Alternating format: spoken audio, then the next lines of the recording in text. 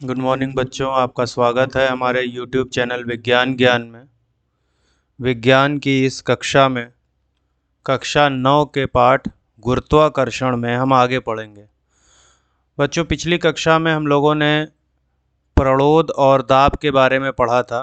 अगर आपकी वह कक्षा किसी कारणवश छूट गई हो तो आप आई बटन पर क्लिक करके वह वीडियो प्राप्त कर सकते हैं। आज हम लोग तरलों में दाब यानी कि प्रेशर इन फ्लूइड्स के बारे में पढ़ेंगे। आइए अपनी कक्षा को आरंभ करते हैं। इस चैनल को सब्सक्राइब कीजिए क्योंकि यहाँ पर कक्षा 9 और कक्षा 10 विज्ञान के सभी टॉपिक्स पर वीडियो उपलब्ध हैं। आइए देखते हैं, बात करते हैं प्रेशर इन फ्लूइड्स।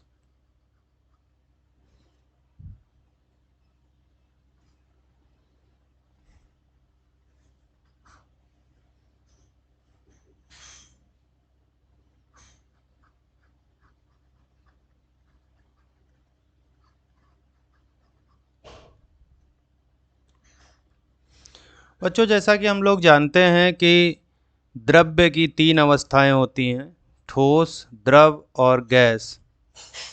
इनमें से गैस और द्रव अवस्थाओं के नाम जो हैं वो तरल के नाम से हम जानते हैं। गैस को और द्रव को, यानी जिनमें प्रवाह होता है, वो तरल कहलाते हैं। तो इसलिए ठोस, द्रव और गैस तीनों अवस्थाओं में द्रव और गैस इन दोनों को तरल के नाम से जाना जाता है। तो हमारे पास द्रव्य है। द्रव्य की हमारे पास 3 अवस्थाएं हैं।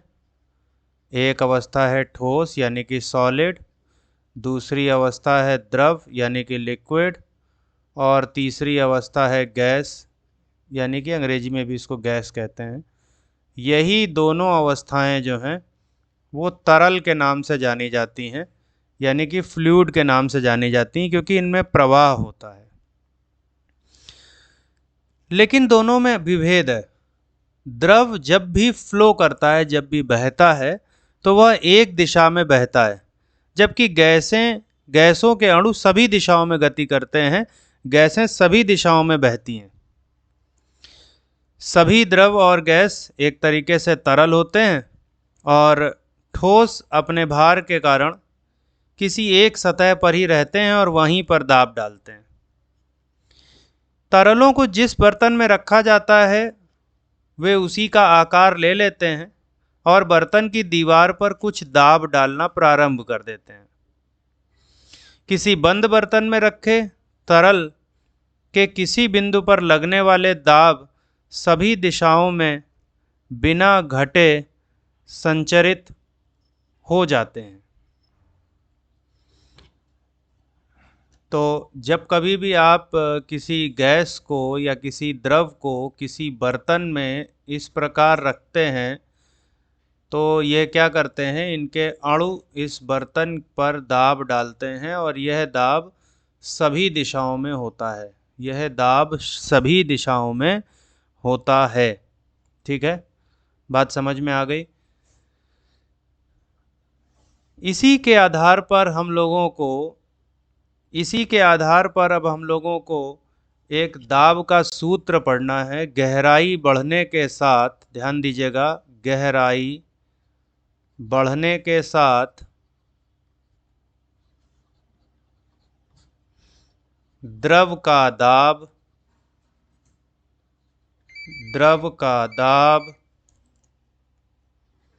बढ़ता है। द्रव का दाब बढ़ता है। यहाँ पे सूत्र जो लगता है वो P बराबर HdG, जहाँ पर H जो है वह, यहाँ पर H जो है वो गहराई है, सतह से गहराई है। D द्रव का घनत्व है और G गुरुत्वीय त्वरण है। G गुरुत्वीय त्वरण है। ठीक है, आइए इस सूत्र को कैसे प्राप्त करते हैं इसको भी हम लोग निकाल लेते हैं। कैसे ये सूत्र आता है। H यहाँ पर सतह से गहराई है, सतह से गहराई। डी जो है वो द्रव का घनत्व है, द्रव का घनत्व है। और जी हमारा जो है वो गुरुत्वीय त्वरण है।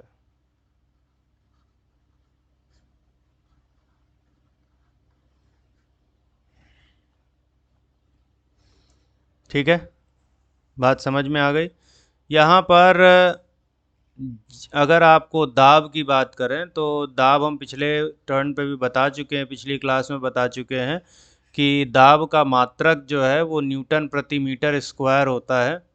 दाब का मात्रक न्यूटन प्रति मीटर स्क्वायर होता है, जिसे पास्कल भी कहते हैं, पीए यानी कि पास्कल भी कहते हैं।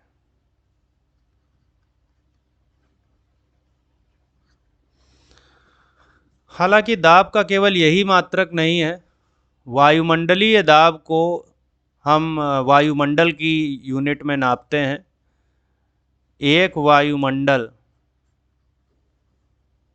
यानी कि एटमॉस्फियर, यह दाब 1.01 गुणे 10⁵ पास्कल के बराबर होता है।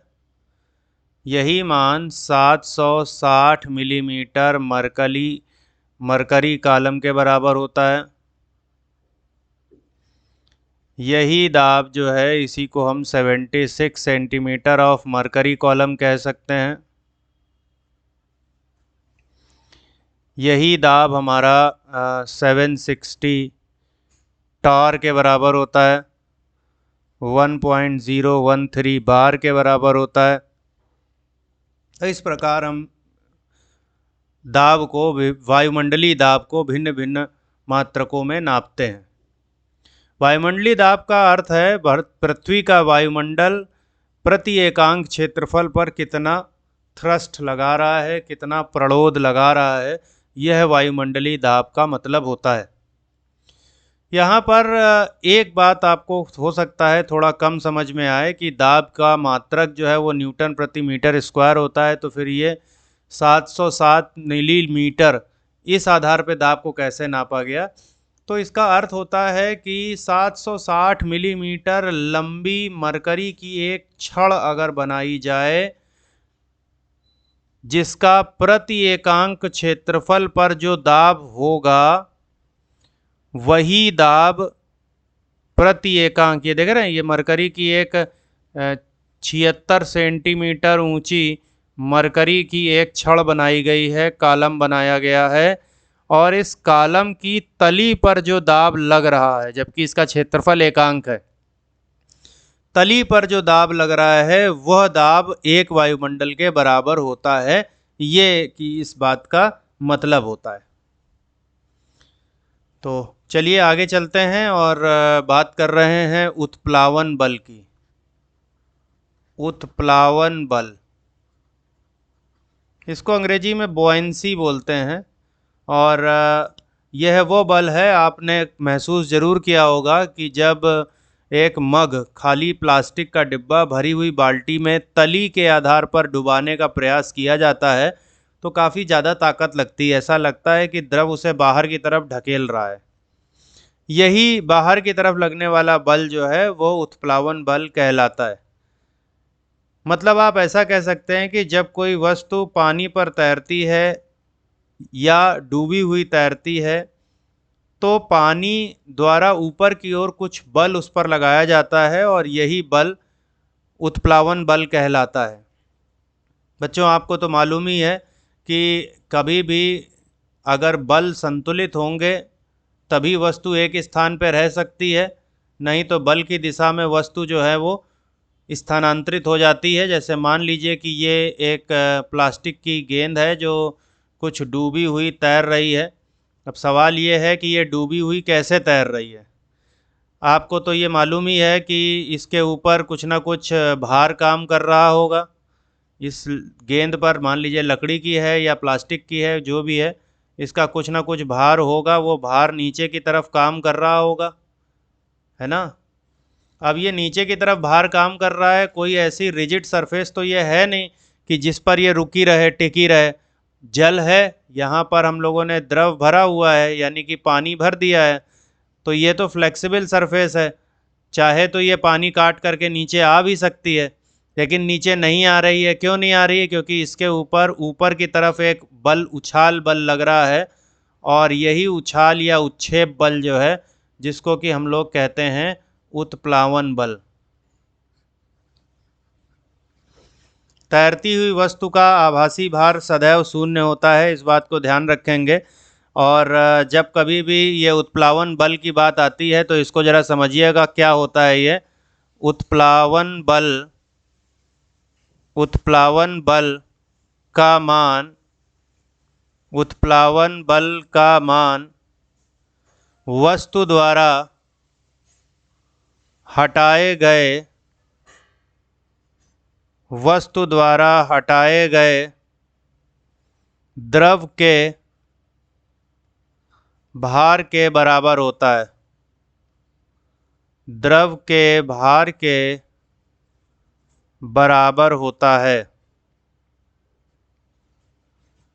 ठीक है, इसका मतलब अगर हम उत्प्लावन बल को U से प्रदर्शित कर दें,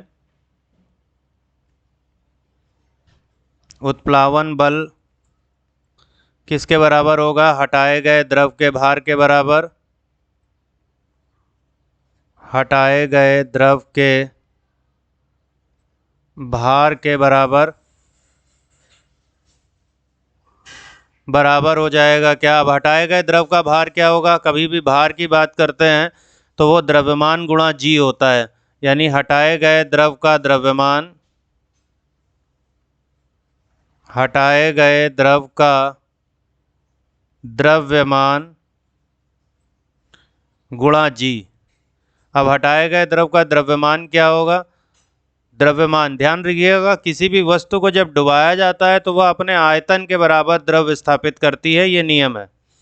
डूबी हुई वस्तु हमेशा, डूबी हुई वस्तु हमेशा, डूबी हुई वस्तु हमेशा अपने आयतन के बराबर, कौन सा आयतन? डूबा हुआ आयतन, डूबा हुआ आयतन के बराबर आयतन का द्रव विस्थापित करती है। द्रव कह लीजिए चाहे तरल कह लीजिए, विस्थापित करती है। ठीक है, बात समझ में आ गई? तो इस नियम को यहाँ पर लगाएंगे, और इस नियम के अनुसार जब हमको ये पता चलेगा कि किस तरह से कोई वस्तु, तो द्रव्यमान जो है वो आयतन गुणे घनत्व होता है, तो हटाए गए द्रव का आयतन गुणे हटाए गए द्रव का घनत्व गुणे जी, इस तरह से हो जाएगा। तो इसलिए ये होगा हटाए गए द्रव का आयतन गुणे द्रव का घनत्व, द्रव का घनत्व और गुणे जी, घनत्व गुणे जी। समझ गए? तो इस हिसाब से इस फार्मूले को V इंटू डी लिक्विड और इंटू जी ऐसा किया जा सकता है। तो ध्यान रखिएगा, हटाए गए द्रव का आयतन, जब कभी भी उत्प्लावन बल का सूत्र आपको निकालना हो तो हटाए गए द्रव का जो भी आयतन है वो, और जो द्रव का घनत्व है और जी, इनका तीनों का गुणा करके आप यह प्राप्त कर सकते हैं। यहाँ पर कुछ प्रश्न हैं जिनके जवाब आपको खोजने हैं और कमेंट करके मुझे बताने हैं। जैसे एक बड़ा बढ़िया सा सवाल है जिसमें कहा जाता है कि लोहे की कील पानी में क्यों डूब जाती है जबकि लोहे का बना हुआ जहाज पानी पर तैरता रहता है। ध्यान दें, लोहे की कील, ये हैं कारण, स्पष्ट कीजिए। कारण स्पष्ट कीजिए। लोहे की कील पानी में डूब जाती है जबकि भारी जहाज तैरता रहता है।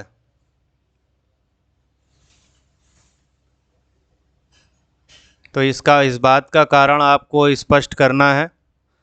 दूसरा इसी तरह से है कि लकड़ी का बना हुआ कार्क पानी में क्यों तैरता है। पानी में क्यों तैरता है। तो इन दोनों प्रश्नों के उत्तर आप जो है एक बार खोजिएगा, हमें कमेंट कीजिएगा।